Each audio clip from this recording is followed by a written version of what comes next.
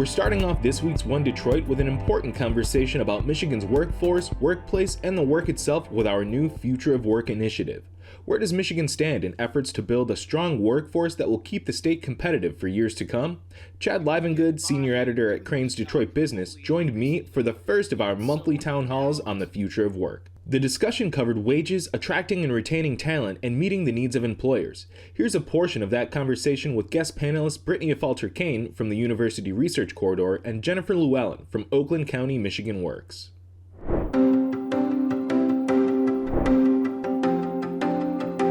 According to Forbes, who ranks Michigan 40 based on when they look at the GDP of the state for 10 years, 5 years, quarter over quarter, like I said, they have us coming in at 40. The U.S. News has us 22nd in business environment, 41st in employment, and 25th in growth. CNBC has us 11th, and my favorite is Thrillist, which has us at number 1, but that may not be the most accurate depiction of the state. So my first question to you is, does this matter? Do rankings really play that big of a role in how our state's perceived, and might that, affect our business competitiveness? Particularly when you're a policymaker, you want to look at these data and you want to be able to benchmark Michigan versus other states.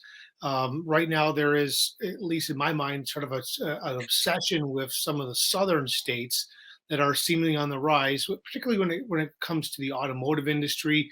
Just think about back in last fall when Ford Motor Company announced they're going to invest $11 billion in 4 different plants in Kentucky and Tennessee. That got a lot of policymakers out of their seats, because here's a hometown automaker building a new electric vehicle assembly plant near Memphis, with a battery plant, and then more battery plants around south of Louisville, Kentucky, in order to spur the next generation of automotive innovation with EVs. And so that they looked at some of the people want to look at some of the stats related to those states to see what is Tennessee doing that we're not doing. A common thing people talk about is, well, they have a lower income tax, or Florida doesn't have an income tax. Everyone always wants to gauge against that. I think you have to kind of go back and look at educational attainment and focus less on what is the tax policy and get a little more focused on where do Michigan workers stand as far as being prepared in the workplace to compete with other workers in other states and other countries. Before we get into talking about developing talent and what we could be, what was the last time where Michigan was in a really good position, where we were leading the country, if we were leading the country, when it comes to our business competitive, to our wages, to the places that people were able to live and enjoy and raise their families? Yeah, I mean, on business competitive, all the different scales, we are vastly better than we were, to say the least. Um, a big part of that is tax policy. Think back to 2011, when then Republican Governor Rick Snyder and the Republican legislature got rid of what it was called the Michigan business tax, and went to a simplified 6% corporate income tax. And it was a $1.8 billion a year tax cut for businesses. They've made major reforms for property taxes for businesses. There has been an immense number of policies that have boosted the business climate for Michigan, which, some of those rankings said we're 22nd. We were 42nd 10 years ago. I mean, we were in the bottom 10 then, for sure. But this educational attainment is really starting to creep up on us. And some of our panelists will get into that today, because we are just lagging in the region. And for our major city, Detroit, Metro Detroit, the metropolitan area, it's just lagging other comparable metropolitan areas. When you compare us against Atlanta, Minneapolis, even Cleveland, we just have fewer adults with bachelor's degrees, and that is spelling trouble long term for both the diversification of our economy and also maintaining that automotive industry. Jennifer, we can start with you. What to you makes this time right now so urgent for us to get these kinds of things right? Anytime we come out of an economic disruption, it's a great opportunity for individuals to reassess, businesses to reassess, government, education to reassess what are the opportunities. And when you look at the electrification of vehicles, when you look at Industry 4.0, you look at the transformation that the healthcare industry has endured over the last few years, there's a real appetite right now for individuals to pursue new opportunities, to pursue post-secondary education. The governor's 60 by 30 goal, to have 60% of Michigan residents with an industry recognized degree or credential, really set the bar high. In Oakland County, County Executive Dave Coulter set the Oakland 80 goal, an ambitious goal to have 80% of Oakland County residents with that certificate or degree.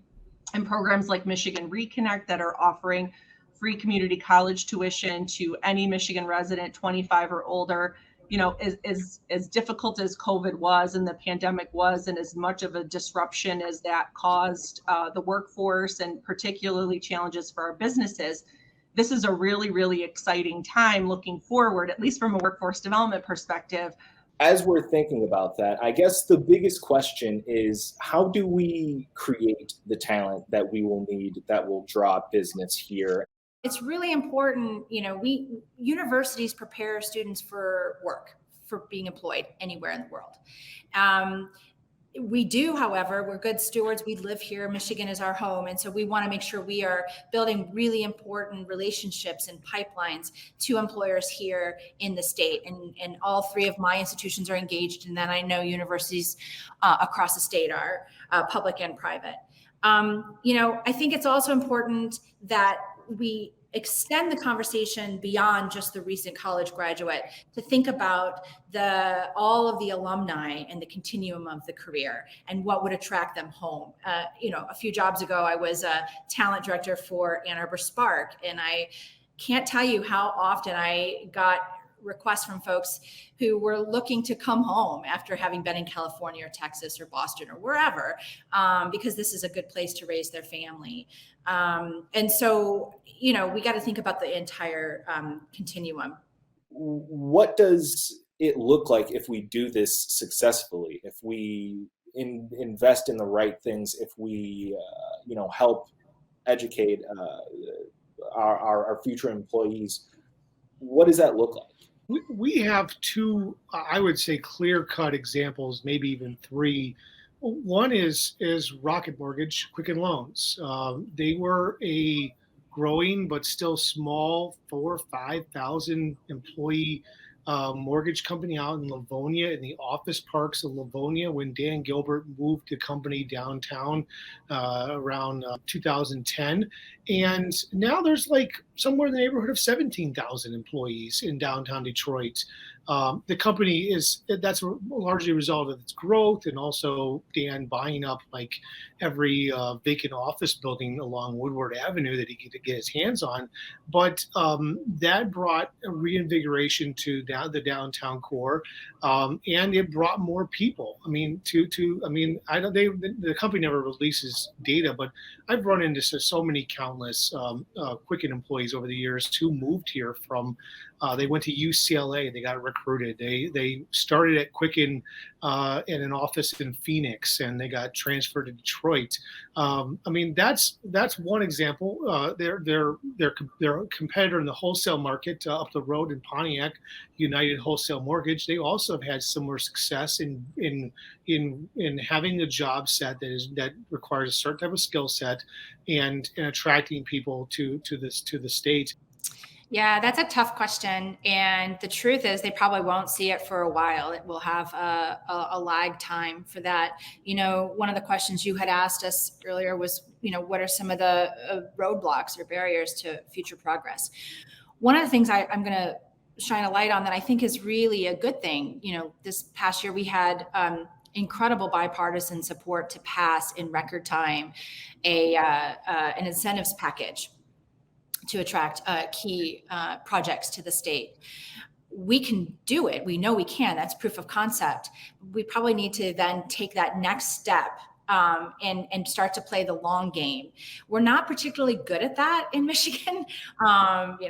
Life sciences corridor and so on. There's some examples we can point to, but we could be good at it. It's just going to require that not everyone's going to feel the benefits equally at the same time. But we have to make every effort to ensure wherever we're making these investments and planning for the future, that everyone will eventually benefit, and that we recognize that we're all in this together. We're not Southeast Michigan. We're not West Michigan. We're not the UP. We're Michigan.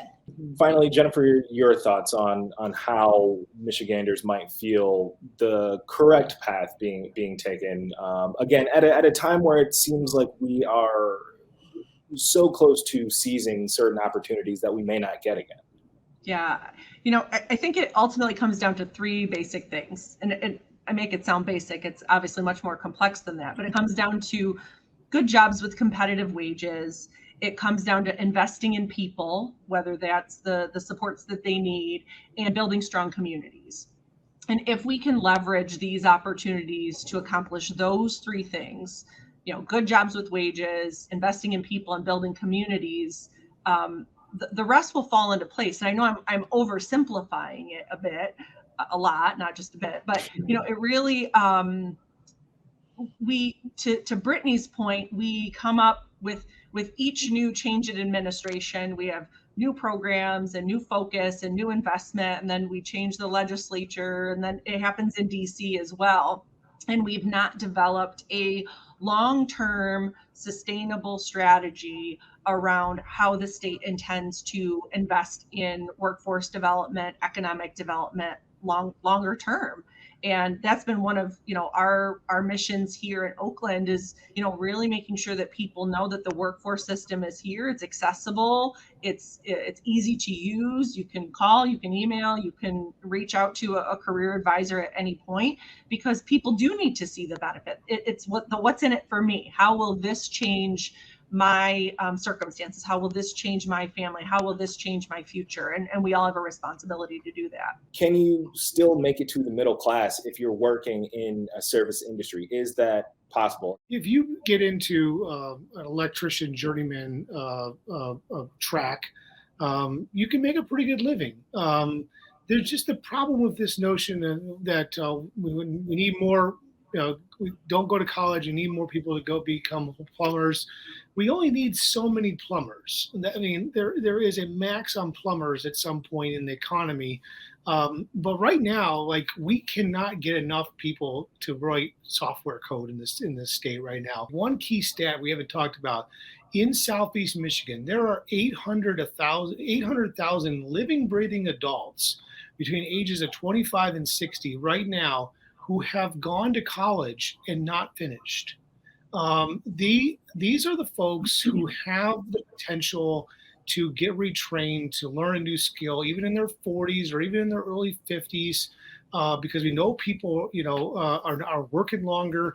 As a society, we haven't saved, and several generations have not saved as their parents did.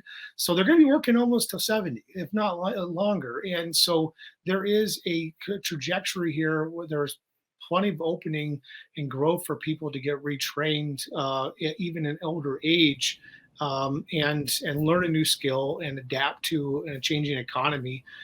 Because otherwise you are pretty much kind of restrained to working in the service sector. And yes, the service sector has definitely grown tremendously, but that's also why we have so many families, the majority of families in the state who live below this, what's known as ALICE. They're employed, they're working every day, but they just don't make enough to make ends meet to support a family and such. And so they're living on the edge, paycheck to paycheck.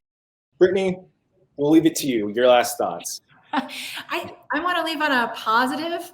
It's always good to know what you're up against, but here's what we we are the envy in many ways. We have these amazing institutions, my 3 universities, the universities across the state, very diverse landscape of higher ed. And we've got really strong government in the county level and the state level entities like Michigan Works that can help us. And these are assets, if we try to build them from scratch, would probably not be very successful. They're here and we can leverage them. And we are a creative group of people here in the state. And so we need to come together and play the long game.